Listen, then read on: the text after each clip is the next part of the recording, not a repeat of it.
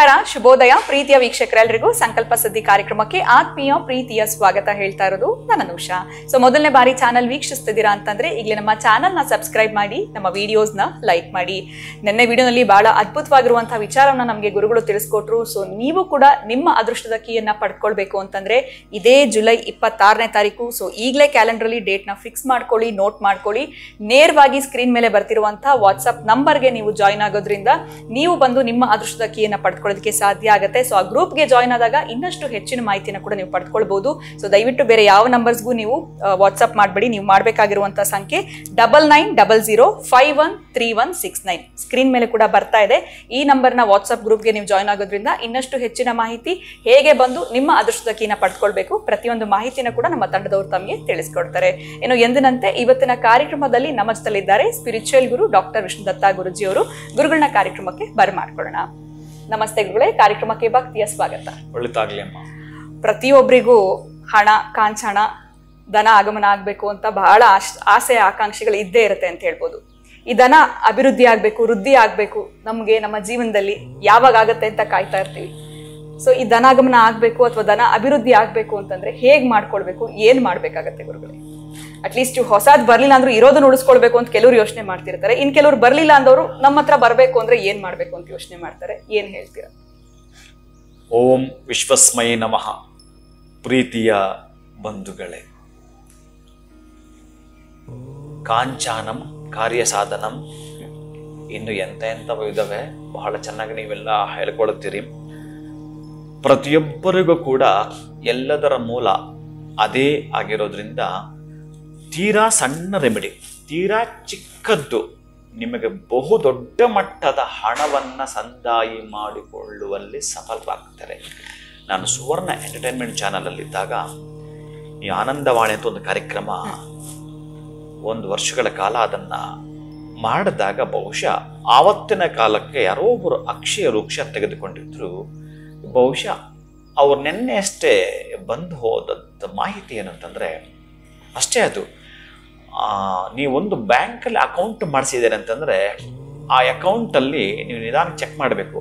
ಅರೆ ಈ ಅಕೌಂಟ್ ಮಾಡಿಸಿದ್ದೆ ನಾನು, ಪರವಾಗಿಲ್ಲಪ್ಪ, ವರ್ಷದಿಂದ ವರ್ಷಕ್ಕೆ ಅದರಲ್ಲಿ ಹಣ ಟ್ರಾನ್ಸಾಕ್ಷನ್ ಆಗ್ತಾ ಇದೆ. ನೀವೊಂದು 2-3 ಅಕೌಂಟ್ ಮಾಡಿಸಿರ್ತೀರಿ, ನಿಧಾನಕ್ಕೆ ಚೆಕ್ ಮಾಡಿಕೊಡಿರಿ.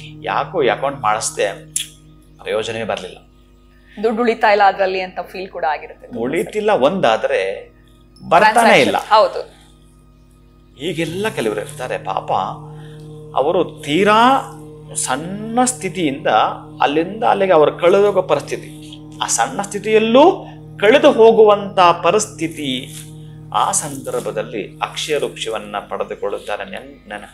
ಅವರು ನಿನ್ನೆ ನನಗೆ ನೆನಪು ಮಾಡ್ತಾರೆ ಆ ದಿನಗಳನ್ನ. ಇವತ್ತು ಅವರ ಬೆಳೆದ ಎತ್ತರವನ್ನು ಒಂದೇ ಮಾತಲ್ಲ ಹೇಳೋದು, ಗುರುಗಳು ನಾವೇನು ಅಂದುಕೊಂಡಿದ್ದೀವೋ ಅದಕ್ಕಿಂತೂ ಚೆನ್ನಾಗಿದ್ದೀವಿ. ನೀವೊಂದು ಮಾತು ಹೇಳ್ತೀರಿ, ಈ ATM ಕಾರ್ಡ್ ಒಳಗಡೆ ಹೋಗಿ ಬಂದರೆ ಅದೇನು ಸ್ಕ್ಯಾನ್ ಮಾಡ್ಕೊಂಡು ನಿಮಗೆ ಬೇಕಾಗಿರೋ ಹಣ ಕಳಿಸ್ಕೊಡೋದು, ಹಾಗೆಯೇ ನಿಮ್ಮ ಹಸ್ತ ಆ ಅಕ್ಷಯ ವೃಕ್ಷದ ಮೇಲೆ ಇಟ್ಟರೆ ಸ್ಕ್ಯಾನ್ ಮಾಡಿಕೊಡುತ್ತೆ ಅಂತ. ಹಾಗೆ ಈಗ ನೀವು ಧನಾದಾಯ ಅಂತ ಹೇಳಿದ್ರಲ್ಲ, ಧನಾದಾಯ ಆಗಬೇಕು ಅಂತಂದ್ರೆ ಧನ ಆದಾಯವಾಗಬೇಕು ಅನ್ನೋದಾದ್ರೆ ಈ ಸಣ್ಣದೊಂದು ರೆಮಿಡಿ. ಅದಕ್ಕೆ ನನ್ನ ಬಳಿನೇ ನೀವು ಬರಬೇಕು ಅಂತಿಲ್ಲ. ಬಹಳ ಮುಖ್ಯವಾಗಿರುವಂಥದ್ದು, ಇದನ್ನು ಮಾಡಬೇಕಾಗಿರುವಂಥದ್ದು ಸೋಮವಾರ ರಾತ್ರಿ ನೀವು ಊಟ ಆದಮೇಲೆ ಒಂದು ಗಾಜಿನ ಬೌಲ್, ಅದಕ್ಕೆ ನಿಮ್ಮ ಒಂದೇ ಒಂದು ಹಿಡಿಯಷ್ಟು ಮಾತ್ರ ಕಲ್ಲುಪ್ಪನ್ನು ತೆಗೆದು ಅದಕ್ಕೆ ಹಾಕಬೇಕು. ಇದನ್ನು ಕೂಡ ನಿಮ್ಮ ಮಕ್ಕಳಾಗಿರಬಹುದು, ನಿಮ್ಮ ಮನೆಯವರಾಗಿರಬಹುದು, ಯಾವ ಸದಸ್ಯರು ಕೂಡ ಈ ಕ್ರಿಯೆಯನ್ನು ನೋಡಬಾರದು. ಚೆನ್ನಾಗಿ ನೆನಪಿಟ್ಕೊಳ್ಳಿ. ನೀವು ನೋಡಿ, ಹಣವನ್ನ ಕೌಂಟ್ ಮಾಡುವಾಗ ಪಕ್ಕಕ್ಕೆ ತಿರುಗಿ ಕೌಂಟ್ ಮಾಡ್ತಾರೆ, ನೋಡಿದಿರಲ್ಲ? ಹೌದು ಗುರುಗಳೇ, ಯಾರು ಇದ್ರೆ ಪಕ್ಕಕ್ಕೆ ತಿರುಗ್ತಾರೆ, ಅದೇನದು ನೋಡಬಾರ್ದು, ದೃಷ್ಟಿ ಆಗುತ್ತೆ. ಹೀಗೆ ಈ ಹಣಕ್ಕೊಂದು ಮಹತ್ವ ಇದೆ, ಅದೊಂದು ಅದ್ಭುತವಾದ ಸಬ್ಜೆಕ್ಟ್ ಅದು. ಈ ಉಪ್ಪನ್ನ ಕೈಯಲ್ಲಿ ಹಿಡ್ಕೊಂಡು 3 ಬಾರಿ ಹಿಡಿ ತೆಗೆದು ಆ ಗಾಜಿನ ಬೌಲ್ಗೆ ಹಾಕ್ತಾ ಸ್ವಲ್ಪ ಅರಿಶಿಣವೂ ಅದಕ್ಕೆ ಹಾಕಬೇಕು, ಕುಂಕುಮವೂ ಹಾಕಬೇಕು. ಅದರ ಮೇಲೆ ಕೈ ಇಟ್ಟು ಪ್ರಾರ್ಥನೆ ಮಾಡಬೇಕು. ನನ್ನ ಧನದ ಮೌಲ್ಯ, ನನ್ನ ಧನದ ಆಕಾಂಕ್ಷೆ, ನನ್ನ ಧನದ ಅಭಿವೃದ್ಧಿ ಒಟ್ಟಾರೆ ನನ್ನ ಧನದ ಆದಾಯ ಇಲ್ಲಿಂದ ಅಭಿವೃದ್ಧಿ ಆಗ್ತಾ ಬರಬೇಕು ಅಂತೇಳಿ ನಂಬಿಕೆಯಿಂದ ಮನಸ್ಸಲ್ಲಿ ಪ್ರಾರ್ಥನೆ ಮಾಡಿ. ನಾನು ಮಾಡೋ ಕೆಲಸ ಬೇರೆ ಇನ್ಯಾವುದು ಆಕಾಶದಿಂದ ಉದುರು ಬಿಡು ಅಂತ ನಾನು ಹೇಳ್ತಿಲ್ಲ. ಹಾಗೆ ಮಾಡಿದ್ರೂ ಪ್ರಯೋಜನ ಇಲ್ಲ. ಹಾಗೆ ನೀವು ಕೂತ್ಕೊಂಡಿದ್ರೆ ನಿಮ್ಗೆ ದುಡ್ಡು ಬಂದ್ಬಿಡುತ್ತೆ ಅಂತ ಹೇಳಿದ್ರೆ ಅದೊಂದು ಅಫೆನ್ಸ್ ಆಗುತ್ತೆ, ಅದೊಂದು ಕ್ರೈಮ್ ಆಗಿಬಿಡುತ್ತೆ. ನಾನು ಅದನ್ನು ಹೇಳಕ್ಕೂ ಅಲ್ಲ. ನೀವು ಮಾಡೋ ಪ್ರಯತ್ನ ಕೆಲಸ ಇದೆಯಲ್ಲ, ಎಷ್ಟೋ ಸಲ ಪ್ರಯತ್ನ ಪಟ್ಟಿದ್ದೀರಿ, ಆ ಕೆಲಸದ ಸಕ್ಸಸ್ ಆಗಲಿಲ್ಲ, ಹಣ ಬರಲಿಲ್ಲ. ಆದರೆ ಇದನ್ನ ಮಾಡೋದ್ರಿಂದ ಆ ಕೆಲಸಗಳಿಂದ ನಿಮಗೆ ಹಣ ಬರುತ್ತೆ, ಅದರಿಂದ ಧನ ಆದಾಯವಾಗುತ್ತೆ ಅಂತ. ಅದಕ್ಕಾಗಿ ನೀವು ಸೋಮವಾರ ರಾತ್ರಿ ಊಟ ಆದಮೇಲೆ ಪ್ರಾರಂಭಿಸಬೇಕು. ಅಪ್ಪಿಯು ತಪ್ಪಿಯು ನೀವು ಇದನ್ನು ಭಾನುವಾರ ಮಾಡೋ ಹಾಗಿಲ್ಲ. ಚೆನ್ನಾಗಿ ನೆನಪಿಟ್ಕೊಳ್ಳಿ. ಈ ಶನಿವಾರ ಮಾಡಿದ ಮೇಲೆ ಸೇಮ್ ಒಂದು ವಾರ ಪೂರ್ತಿ ಅದೇ ಉಪ್ಪನ್ನ ನೀವು ಎಲ್ಲಾದ್ರೂ ಒಂದ್ ಕಡೆ ಇಟ್ಟಿರಬೇಕು. ಊಟ ಆದ್ಮೇಲೆ ಮಂಗಳವಾರ ಅದೇ ಕೆಲಸ ಮಾಡ್ತೀರಿ, ಬುಧವಾರ ಅದೇ ಕೆಲಸ ಮಾಡ್ತೀರಿ, ಹೀಗೆ ವಾರ ಪೂರ್ತಿ ಮಾಡ್ತೀರಿ. ಶನಿವಾರ ಸಾಯಂಕಾಲ ನೀವು ಏನು ಕೆಲಸ ಆದರೂ ಇದ್ದುಕೊಳ್ಳಿ, ಯಾವುದೇ ಕಾರಣಕ್ಕೂ ಅಪ್ಪಿ ತಪ್ಪಿಯೂ ಕೂಡ ಈ ಉಪ್ಪನ್ನ ಶನಿವಾರ ಸಂಜೆ ಮುಟ್ಟಬೇಡಿ. ಶನಿವಾರ ಬೆಳಿಗ್ಗೆನೆ ಇದನ್ನು ನೀವು ಕ್ಲಿಯರ್ ಮಾಡಿರಬೇಕು. ಎಷ್ಟು ಕೆಲಸಗಳು ಒತ್ತಡ ಇದ್ರೂ ಸಹಿತ ಶನಿವಾರ ಬೆಳಿಗ್ಗೆ ಒಂದು ಪ್ರೇಯರ್ ಮಾಡಿ ತೆಗೆದುಕೊಂಡು ಹೋಗಿ ಈ ಶನಿಗೆ ಸಂಬಂಧಪಟ್ಟ ದೇವಸ್ಥಾನದ ಆವರಣದಲ್ಲಿ ಇತ್ತು ಅಂತಂದರೆ ಆ ಒಂದು ಇದ್ದೇ ಇರುತ್ತೆ, ಸಮಾನವಾಗಿರುತ್ತೆ ಬನ್ನಿ ಮರ. ಆ ಮರದ ಬುಡದ ಸುತ್ತ ಹಾಕಿ ಬರ್ತೀರಿ. ಅಥವಾ ಆ ಮರ ಸಿಗಲಿಲ್ಲ ಅಂತಂದ್ರೆ ಬೇವಿನ ಮರ ಆದರೂ ಪರವಾಗಿಲ್ಲ. ಅಥವಾ ಬಾಳೆ ತೋಟ ಯಾರದ ಇತ್ತು ಅಂತಂದ್ರೆ ಆ ಬಾಳೆ ತೋಟದಲ್ಲಿ ಯಾವ್ದಾದ್ರು ಒಂದು ಬುಡಕ್ಕೆ ಹಾಕಿ ಬರ್ತೀನಿ ಅಂತಂದ್ರೆ ಬಹುಶಃ ನಿನ್ನ ಬಾಳು ಬಂಗಾರವಾದೀತು. ಪ್ರತಿಯೊಬ್ಬರಿಗೂ ಸಿಗೋದಿಲ್ಲ, ಬಾಳೆ ತೋಟ ಸಿಗಲ್ಲ. ಸಮಾನ ಬಾಳೆ ತೋಟ ಇದ್ರೆ ಉತ್ತಮ. ಒಂದೇ ಒಂದು ಬಾಳೆ ಗಿಡ ಅಲ್ಲ, ನೀವು ಹಾಕೋದು ಒಂದೇ ಗಿಡಕ್ಕೆ, ಆದರೆ ಅಲ್ಲಿ ಬಾಳೆ ತೋಟ ಇರಬೇಕು. ನೀವೇನಾದ್ರೂ ಬನ್ನಿ ಮರಕ್ಕೆ ಹಾಕ್ತೀನಿ ಮತ್ತೂ ಶ್ರೇಷ್ಠವೇ. ಒಟ್ಟಾರೆ ಶನಿವಾರ ಬೆಳಗ್ಗೆ ಕ್ಲಿಯರ್ ಆಗಿರಬೇಕು.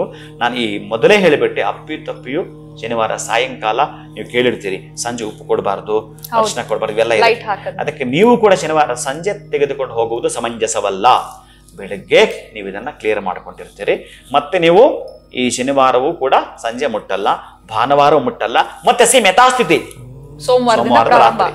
ಈ ರೀತಿ 9 ಸೋಮವಾರಗಳೇನಾದರೂ ನೀವು ಮಾಡಿದ್ದೀನಿ ಅಂತಂದ್ರೆ ಅದ್ಯಾವುದೋ ನೀವು ಪ್ರಯತ್ನ ಪಡ್ತಾ ಇದ್ರಲ್ಲ, ಬಹಳ ವರ್ಷಗಳಿಂದ ನಿಮಗೆ ಆ ಧನದ ಆದಾಯ ಹೆಚ್ಚಾಗ್ಲಿಲ್ಲಲ್ಲ, ಯಾವುದೋ ಒಂದು ಅಕೌಂಟು ಬಹುಶಃ 2-3 ವರ್ಷಗಳಾದ್ರೂ ಯಾಕೋ ಅದು ಟ್ರಾನ್ಸಾಕ್ಷನ್ ಆಗಲಿಲ್ಲ ಅಂತ ನಿಮಗೆ ನೀವೇ ಮಾತಾಡ್ಕೊಳ್ರ.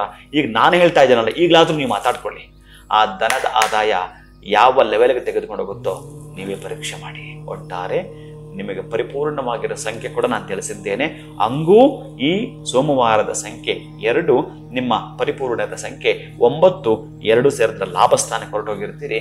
ಬಹುಶಃ ಯಕಶ್ಚಿತ್ ಮತ್ತೊಂದ್ಸಲ ಹೇಳ್ತಾ ಇದ್ದೀನಿ, ಭಾನುವಾರ ನೀವು ಇದಕ್ಕೆ ಸಂಬಂಧಪಟ್ಟಾಗ ಉಪ್ಪನ್ನ ಸ್ಪರ್ಶ ಮಾಡುವುದು ಬೇಡ. ಈ ಕ್ರಿಯೆಗೆ ಮಾತ್ರ ನೀವು ಮತ್ತೆ ಸೋಮವಾರ ರಾತ್ರಿ, ಸೋಮವಾರದಿಂದ ಶನಿವಾರ ತನಕ ಈ ರೀತಿ 9 ಸೋಮವಾರಗಳು ನೀವು ಮಾಡ್ಕೊಳ್ತೀನಿ ಅಂತಂದ್ರೆ ಆಗುವ ಚಮತ್ಕಾರ ಹೇಳತೀರದು. ಖಂಡಿತ ಗುರುಗಳೇ, ಎಲ್ಲೋ ಒಂದು ಕಡೆ ಭಾನುವಾರ ಬಿಡುವನ್ನು ಕೊಟ್ಟಿದ್ದೀರಾ ಅಂತಾನೆ ಹೇಳ್ಬೋದು. ಅದರ ಜೊತೆನಲ್ಲಿ ಉತ್ತಮವಾಗಿರುವಂತಹ ವಿಚಾರ, ಯಾವುದೇ ರೀತಿ ಹಣ ಖರ್ಚು ಮಾಡುವಂತ ಅವಶ್ಯಕತೆ ಇಲ್ಲ. ಎಲ್ಲೋ ಒಂದು ಕಡೆ ಧನ ಆದಾಯ ವೃದ್ಧಿ ಆಗ್ಬೇಕು ಅಂತಂದ್ರೆ ಜಸ್ಟ್ ಸಿಂಪಲ್ ಆಗಿರುವಂತ ಈ ಒಂದು ರೆಮಿಡಿಯನ್ನ ನಾವು ಫಾಲೋ ಮಾಡ್ಬೋದು. ಆದ್ರೆ 9 ವಾರಗಳು ಮಾಡೋದ್ರಿಂದ ನಮಗೆ ಆ ಒಂದು ಎಕ್ಸ್ಪೀರಿಯನ್ಸ್ ಅನ್ನುವಂಥದ್ದಾಗಿರ್ಬೋದು, ಅಥವಾ ಧನ ಆದಾಯ ಹೇಗೆ ವೃದ್ಧಿ ಆಗುತ್ತೆ ಅನ್ನೋಂಥದ್ದು ನಮಗೆ ಗೊತ್ತಾಗುತ್ತೆ ಅನ್ನೋದ್ರ ಬಗ್ಗೆ ತಿಳಿಸ್ಕೊಟ್ಟಿದ್ದೀರಾ. ಬಹಳ ಧನ್ಯವಾದಗಳು ಗುರುಗಳೇ, ನಮಸ್ಕಾರ. ಹರೇ ಶ್ರೀನಿವಾಸ. ಇನ್ನು ಇವತ್ತಿನ ವಿಡಿಯೋವನ್ನ ಮುಗಿಸುವಂತ ಸಮಯ ಆಗಿದೆ. ಸ್ಕ್ರೀನ್ ಮೇಲೆ ನಿಮಗೆ ವಾಟ್ಸ್ಆಪ್ ಗ್ರೂಪ್ಗೆ ಜಾಯ್ನ್ ಆಗೋದಕ್ಕೆ ಸಂಖ್ಯೆ ಬರ್ತಾ ಇದೆ. ಇದೇ ಜುಲೈ 26ನೇ ತಾರೀಕು ಮೊದಲೇ ಶ್ರಾವಣ ಶನಿವಾರ. ನಿಮ್ಮ ಅದೃಷ್ಟದ ಕೀನ ಉಚಿತವಾಗಿ ಪಡ್ಕೊಳ್ಬೇಕು ಅಂತಂದ್ರೆ ನೀವು ಮಾಡ್ಬೇಕಾಗಿರುವಂತದ್ದು ಇಷ್ಟೇ, ಸ್ಕ್ರೀನ್ ಮೇಲೆ ಬರ್ತಿರುವಂತ ವಾಟ್ಸ್ಆಪ್ ನಂಬರ್ ನಾನು ಯಾವ್ದನ್ನ ನಿಮ್ಗೆ ನೀಡ್ತಾ ಇದ್ದೀನಿ, ಆ ನಂಬರ್ಗೆ ನೀವು ಜಾಯ್ನ್ ಆಗಿ ಅಂತ ಹೇಳ್ತಾ ವಿಡಿಯೋನ ಮುಗಿಸುವಂತಹ ಸಮಯ ಆಗಿದೆ. ನಮಸ್ಕಾರ.